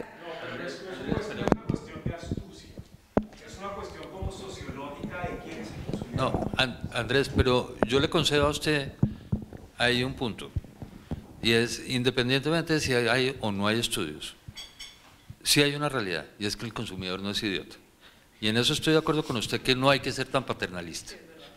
Es decir, cazarrecompensas hay por todos lados. Y pensar que todos los consumidores son imbéciles y ninguno se da cuenta que eso es un aviso, eso tampoco creo que uno pueda llegar hasta ese punto. Por eso es que marca un poquito la diferencia de cuál es el target del producto o no. Y si ese consumidor está habituado a eso y sabe y se da cuenta que eso es un aviso, pues no tengo que decirle esto es un aviso.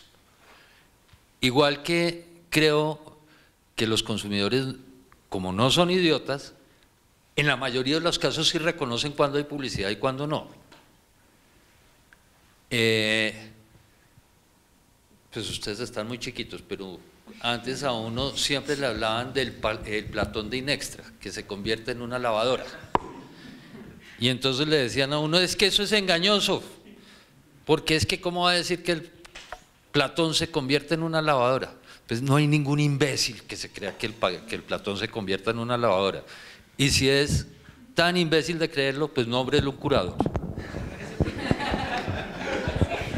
Bueno, nómbrele un curador, punto. Porque el tipo no se va a poder manejar en la sociedad. Entonces, yo estoy de acuerdo con usted que tampoco se trata de ser paternalistas con eso. El riesgo que tendría esa persona es más de competencia desleal. O sea, se está diciendo una cantidad de barbaridades de un producto ajeno. De pronto alguien le presenta una demanda de competencia desleal por actos en favor de terceros. Y puede terminar sancionado por realizar actos de descrédito, pero en favor de un tercero. Puede que ese tercero ni supiera que usted estaba diciendo eso, pero a alguien se le podría ocurrir, para tratar de atajarlo, presentarle una demanda en ese sentido.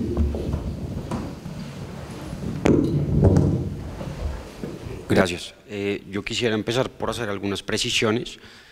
Me parece que, no sé, hay algunas concepciones erradas en lo que hemos estado hablando en la conferencia. Principalmente, yo pues soy un gran fan de su paper, doctor, de Estamos creando consumidores estúpidos. Sin embargo, pues la realidad de las cosas es que Instagram, que es la red social más importante, que pues cobija la mayor cantidad de personas, tiene una edad media de 16 a 24 años. De modo que yo creo que también hay que aterrizar la discusión a ese punto. Y pues creo que ninguno de los que estamos en esta sala cabemos en este rango de edad de Instagram. De modo que pues las cosas que dice Andrés sobre pues criterios sociológicos del consumidor en YouTube, pues me parece que sí son muy pertinentes. Otra cosa que me parece es que no estamos hablando tampoco de, ¿cómo fue que le dijo? Influenciadorcitos. Realmente, pues la plata que mueve un influencer de los que tienen tasa de engagement más grande, pues asciende a billones de dólares. Y ahí va mi pregunta para el doctor Jekyll, tengo otra para la doctora Corchone. Toda la discusión estuvo girando en torno a un criterio en el que el influenciador es el medio de comunicación.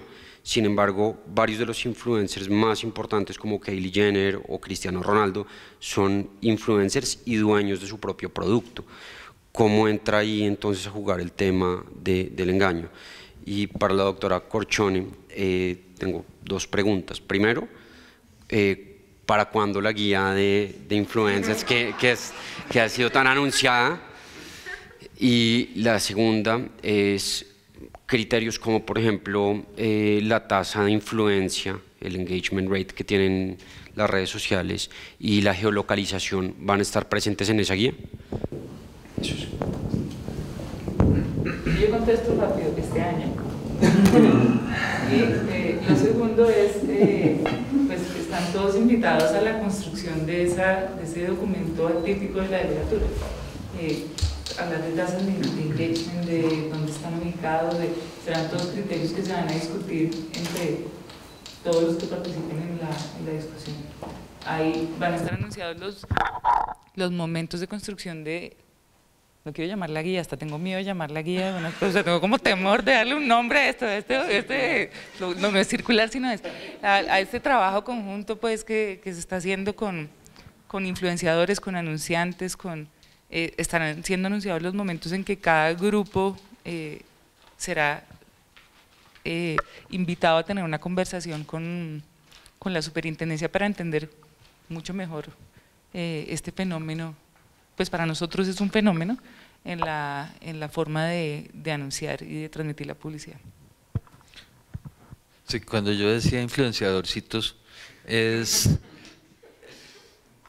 me refería a los chiquitos, o sea, a los que es decir, yo no encuentro que tenga mucho sentido ir a perseguir influenciadores, porque sí, creo que el importante no es el anunciante, y ese es el que primero miraría, ¿sí?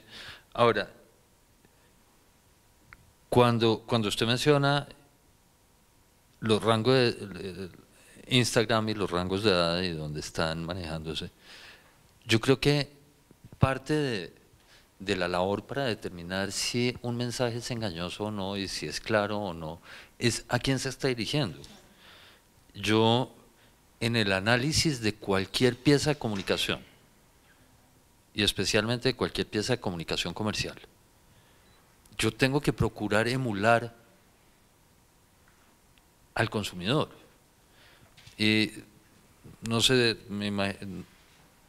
seguramente algunos de ustedes ya me han oído este ejemplo y seguramente algunos habrán visto los comerciales en las presentaciones que hago, el de la toalla higiénica de Kotex cayéndose en la tina, que se chupa todo el agua de la tina.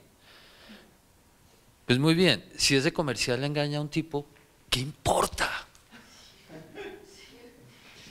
¿Me explico? Y si además es imbécil y cree que la toalla higiénica absorbe todo el agua de la tina, menos importa. Entonces, se debe emular a ese consumidor. Entonces, para ese grupo de personas de 19 a 24 años, resulta engañoso, resulta claro que eso es un contenido pagado o no. No para mí, no para la persona que está decidiendo en una autoridad, no para el juez que está dirimiendo un conflicto, sino para quien está dirigido el mensaje. Ese es el ejercicio que tengo que hacer. Y no leyéndolo 40 veces. El error que hacemos cada vez que miramos un comercial y empezamos a analizar el comercial es verlo 30 veces. No, es que el consumidor no lo ve 30 veces. Entonces tengo que tratar de hacerlo así. Entonces, esa persona. Y cuando Cristiano Ronaldo se anuncia él mismo, pues será medio y será anunciante también. Nosotros hemos hecho un poquito, y gracias a Dios lo hemos hecho porque si no, no habría habido panel,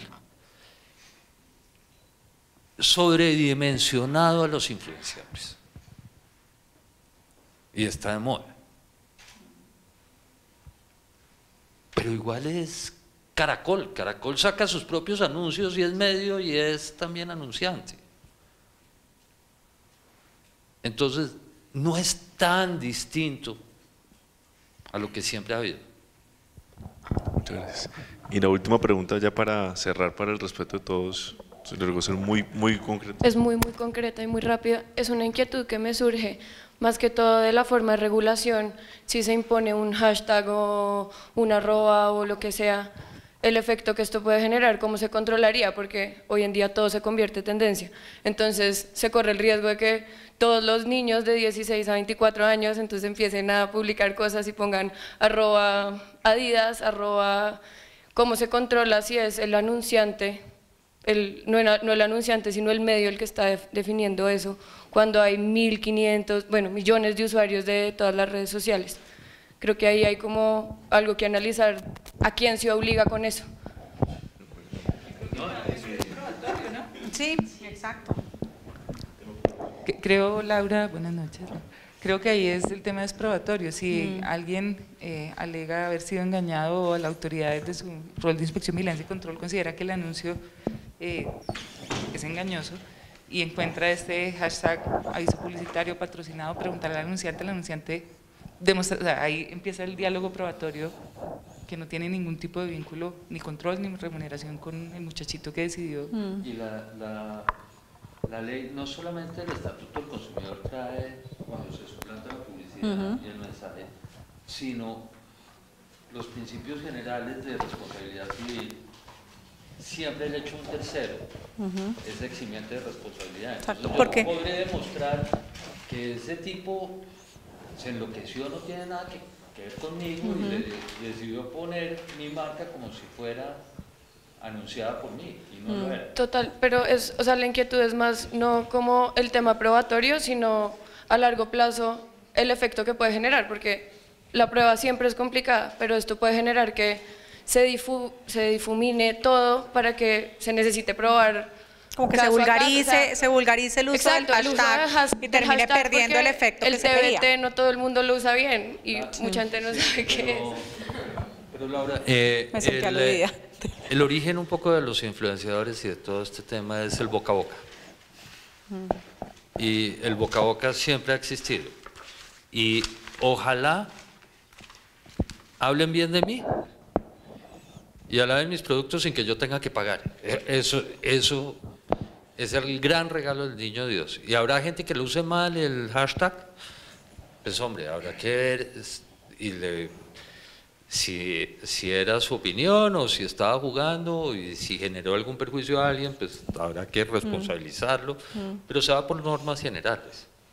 Y la idea de lo que yo he visto tanto en regulación como en autorregulación es que no se le da un efecto jurídico al hashtag ad o hashtag publicidad, es decir, no es que ya que lo tienes una consecuencia, sino más bien es al revés. Si efectivamente estás haciendo una comunicación comercial, pues debes advertirlo, y ese disclosure, ¿cómo lo haces? A través de lo que se considere, digamos, en cada código o reglamentación, que pueden ser unos hashtags admitidos, pero adicionalmente eso va acompañado de cómo debo decirlo. No es solo poner el hashtag, es cómo debe darse la divulgación clara. Entonces ahí hay otros criterios que se han venido acogiendo, de que sea visible, de que se ponga de primero, etcétera. Entonces eso es no solamente usarlo y tener la consecuencia.